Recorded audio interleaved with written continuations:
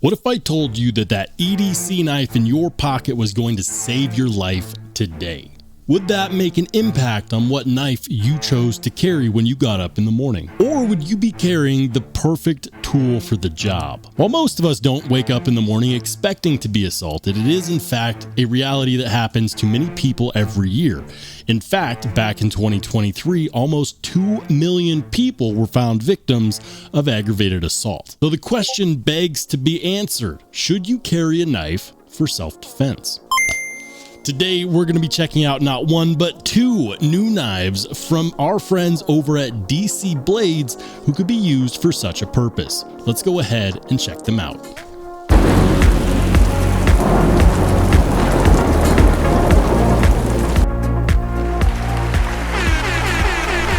This is Sparta! Hey, how's it going, everybody? If you're new here, welcome in. And if you've been here before, smash the like button on the way in. I'm Rollshambo, the connoisseur and collector of all things sharp and shiny. And today I'm excited because we get to continue the saga of amazing knife design coming out of DC Blades. And a big shout out to DC Blades for sending me not one, but two of their newest releases.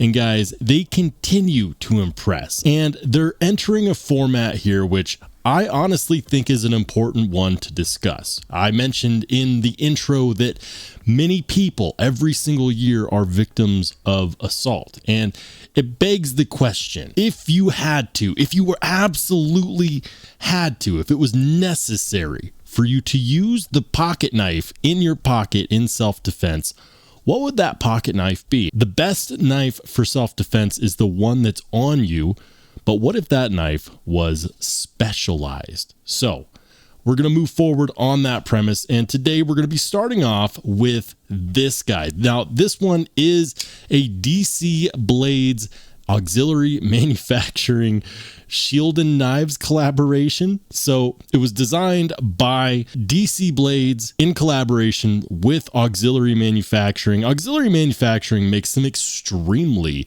cool fixed blades, and then of course it was made by Shieldon. And this is called the Rev. Now, the Rev is a really cool mixture of materials and coatings for the price point. And I'm just going to dive right in because I think that it's actually so impressive. Starting off with the price, this is going to be around the $84 mark. It's under 85 bucks, and your hard-earned money gets you a knife that is about 7.5 inches overall, with 3 1/4 of that being this 154 cm DLC coated Warncliffe style blade. The handle scales are made out of sculpted PEI. Not every amber colored PEI is Ultim. Ultim is just a brand name. So if that makes you accept it easier, Ultim and PEI are the same thing. Ultim is just a specific brand that makes PEI, but it's amber colored PEI, and it is very nicely sculpted. We've got a liner lock here, a reversible wire clip, and of course a backspacer, which I'll be honest, it doesn't necessarily say so on the website, but I have a feeling that that backspacer might be aluminum. Yeah, I don't necessarily think that it's titanium. I think that that's either aluminum or possibly even G10. Could be G10. Either way, I like it. Now, this one is going to be the tamer of the two designs that I have to talk about today, but it is still very aggressive. Yeah, this is a self-defense specialized knife, but you could in fact use this for other purposes as well. It's a Warncliffe or a sax style blade, and instead of jimping on the spine, we have this nice rocking pattern going on. Yeah, that's actually kind of neat, and it does actually help with some grip.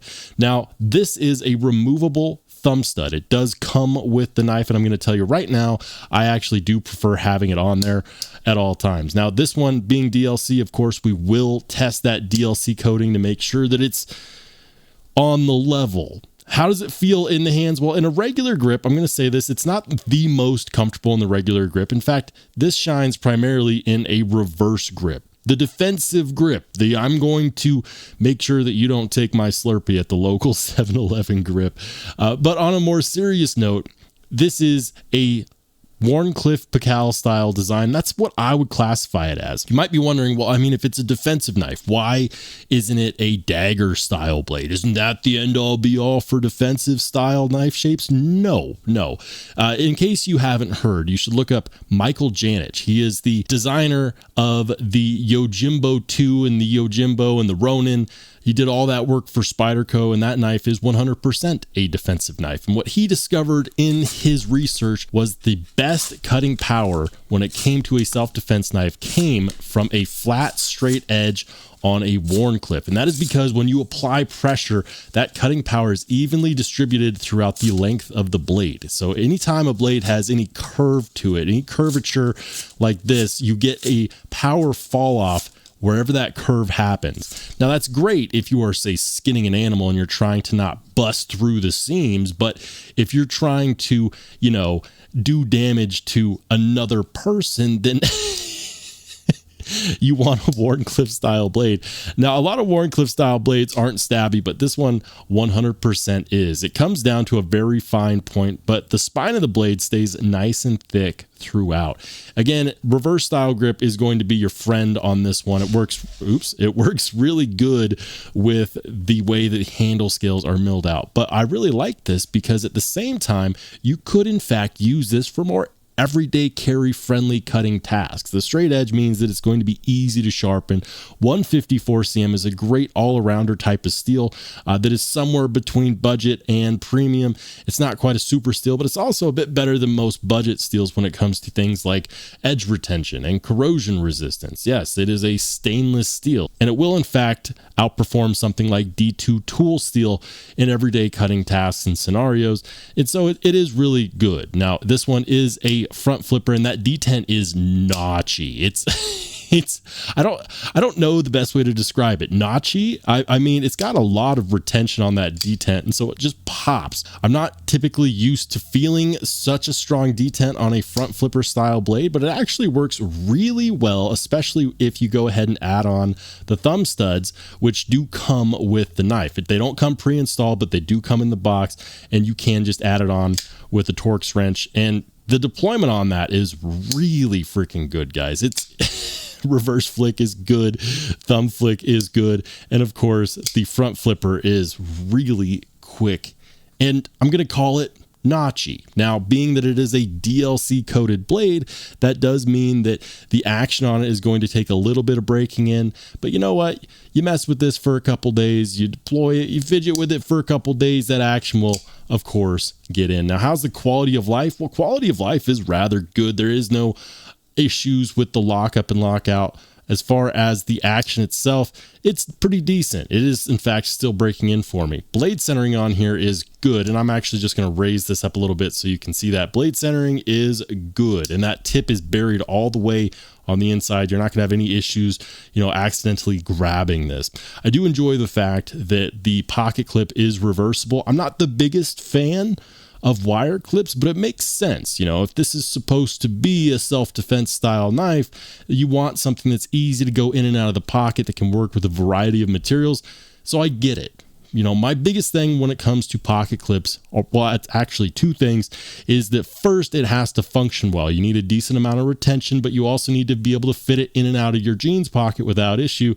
And then the second is going to be ergonomics. I hate when pocket clips mess with the ergonomics, and on this one, it just disappears in the hands. Ergos are not an issue. Now, if you really wanted to, you could probably go to Lynch Northwest and buy one of their wire clip replacements, and that would probably work just fine. But honestly, for this one's purposes, I think that it's just fine, and I have absolutely no issue with the fact that it is a wire clip.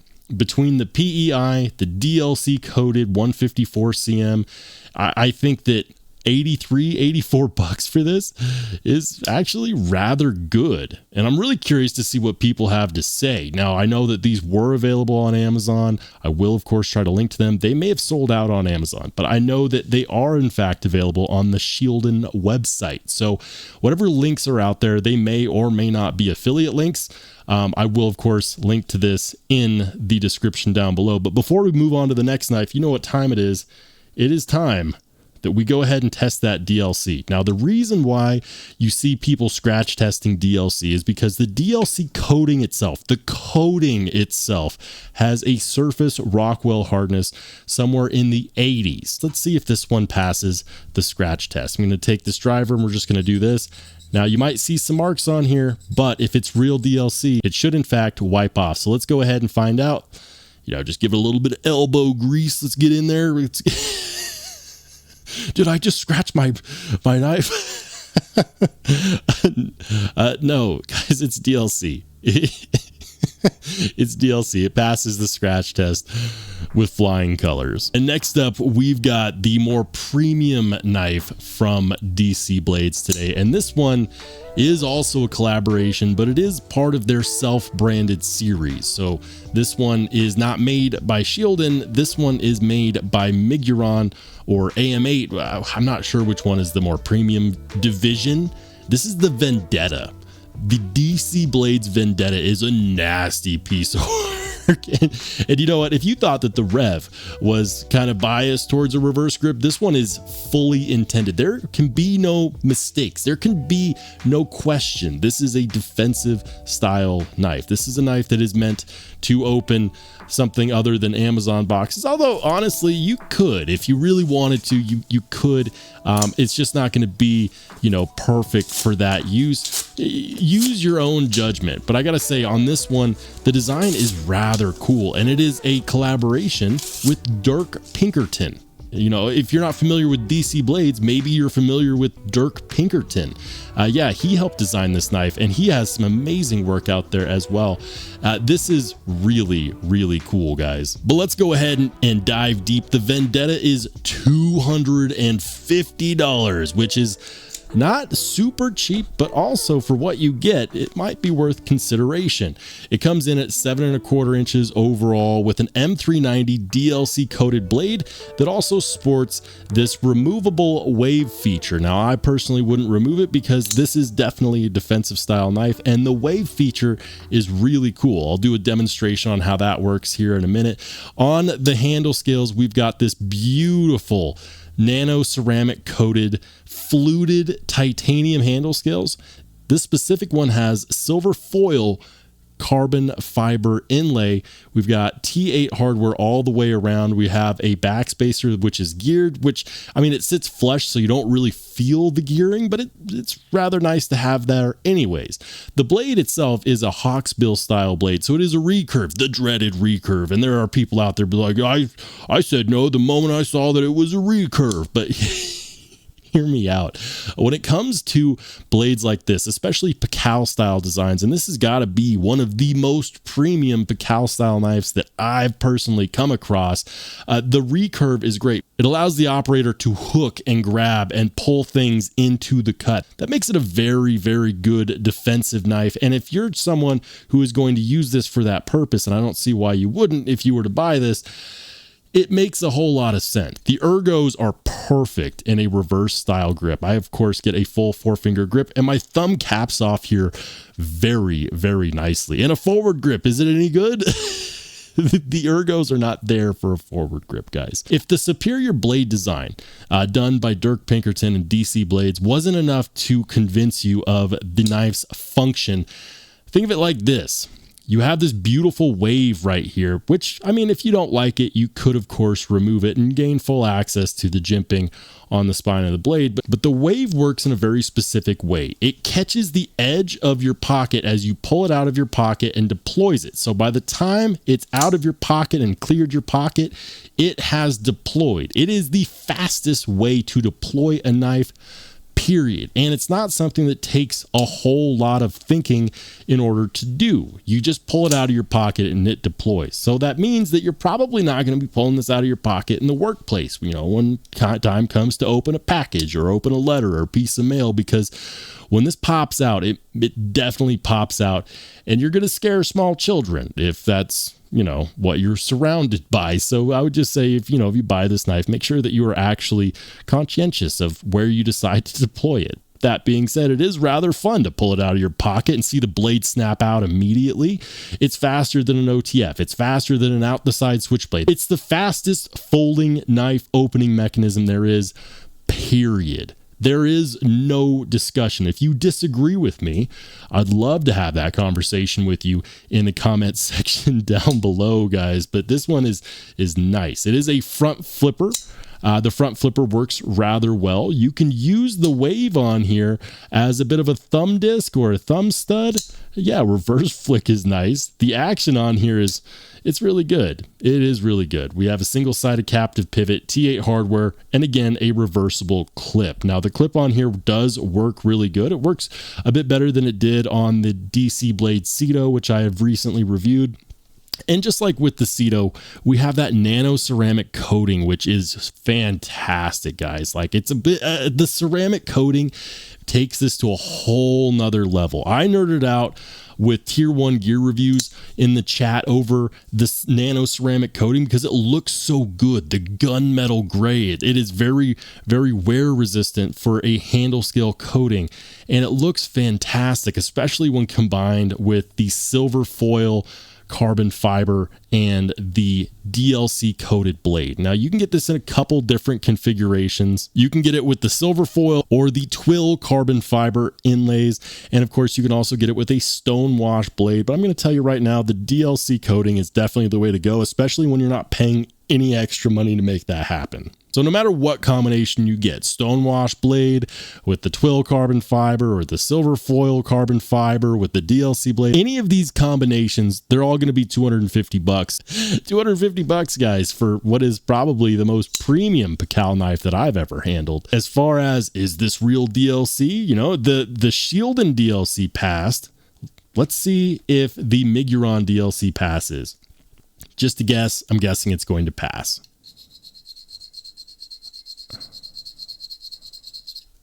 All right, let's see. So you can see some marks right there. Should wear off, should wipe off if it's real DLC. Yeah, I don't see nothing. It did. What did it do to that blade? Nothing. Guys, this is really cool. I know that a lot of people are going to look at this and say, I don't really want to invest in a defensive style knife. But if you're one of those people out there that thinks that you'll never be in that situation, just look at the national statistics for how many people end up in that situation and ask yourself, is it better to have it and not need it than need it and not have it? But also, I'm curious, which one do you like better? Do you like the Shieldon Rev? That's cool. Or are you a fan of what is probably one of the most premium Pikal style knives on the market? I definitely want to hear your thoughts in the comment section down below. Is it for you? Is it not for you? Who is it for? Is it for anybody? Guys, if you watched the video and you enjoyed the content, YouTube tells me that about 50% of my viewers aren't subscribed. What are you doing? Smash the subscribe button that pops up in the corner in a second. But if you just want to watch some more awesome knife and EDC content, go ahead and click on one of the videos that pops up next.